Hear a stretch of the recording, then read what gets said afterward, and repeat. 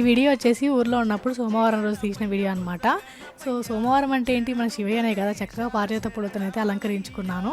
And me daddy వచ్చాడేంటి, ఏదో parcel తీసుకొని వచ్చారు మీ ఇంటికి అనుకోవచ్చు మీరు. నేను ఆల్రెడీ చెప్పాను కదా, మా డాడీ మా మమ్మీ లడ్డు వేలం పాట పాడితే లడ్డు గెలుచుకున్నారు అని చెప్పి ఎంతో 13,000 చేంజ్ ఎంతనో గెలుచుకున్నారనమాట.